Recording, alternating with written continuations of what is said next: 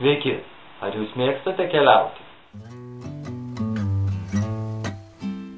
Jei taip, tuomet jums reikia 3 dalykų – laiko, pinigų ir sveikatos. Kaip turėti šitų dalykų daugiau?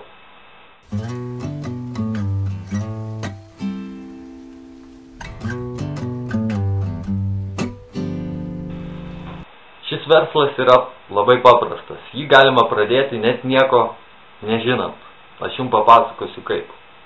Įsivaizduokite, sutinkate draugą, paklausite jo, ar jam patinka keliauti.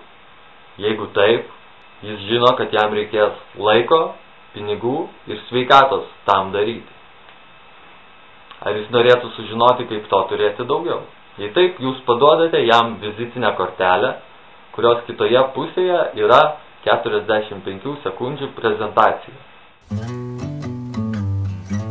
Ir duodate jam paskaityti knygą 10 pamokų ant servetėlių.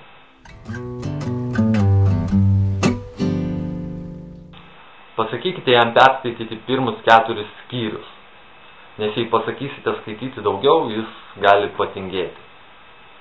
Perskaitęs tą knygą, jisai sužinos viską, ko reikia būti sėkmingu šitame versle. Tuos 4 skyrius jūs galite rasti mano svetainėje gyvenimobūdo-krautuvėlė.com. Taigi jūsų draugas perskaitė knygą ir norėtų sužinoti daugiau. Ką jums daryti? Jūs tuomet turėtumėt suorganizuoti susitikimą su savo sponsoriumi, kuris ir paaiškintų jūsų kandidatui, ką daryti toliau. Tuo pačiu mokytumėtės ir jūs. Tai tiek, būkite laisvi, būkite savo gyvenimo šeimininkai. Ate.